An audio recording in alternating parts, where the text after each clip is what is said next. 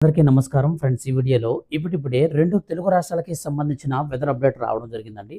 వీడియోలోకి వెళ్ళి పూర్తి వివరాలు తెలుసుకుందాం. ఈ వీడియో మీకు నచ్చితే లైక్ చేసి వెదర్కి సంబంధించిన ఏ చిన్న అప్డేట్ వచ్చినా మిస్ అవ్వకుండా తెలుసుకోవాలంటే మన ఛానల్ని మీరు సబ్స్క్రైబ్ చేసుకోండి. ఇక లేట్ చేయకుండా టాపిక్ని స్టార్ట్ చేద్దాం. ఆంధ్రప్రదేశ్ రాష్ట్ర వ్యాప్తంగా పలు జిల్లాలలో భారీ వర్షాలు కురుస్తాయని వాతావరణ శాఖ స్పష్టం చేసింది. ఈ నేపథ్యంలో ఆంధ్రప్రదేశ్లోని అల్లూరి సీతారామరాజు, మన్యం, శ్రీకాకుళం, విశాఖపట్నం, విజయనగరం, కృష్ణా, తూర్పుగోదావరి, అంబేద్కర్, కోనసీమ, కాకినాడ, పశ్చిమ గోదావరి, ఏలూరు జిల్లాలలో రాష్ట్ర వ్యాప్తంగా ఉన్నటువంటి పలు చోట్ల ఈదురుగాలులతో కూడినటువంటి అతి భారీ వర్షాలు కురిసే అవకాశం ఉన్నట్లు వాతావరణ శాఖ ప్రకటించింది. ఇక తెలంగాణకు సంబంధించి చూసుకున్నట్లయితే తెలంగాణ రాష్ట్ర వ్యాప్తంగా అత్యంత భారీ వర్షాలు మరోసారి నమోదవుతున్నట్లు వాతావరణ శాఖ ప్రకటించింది.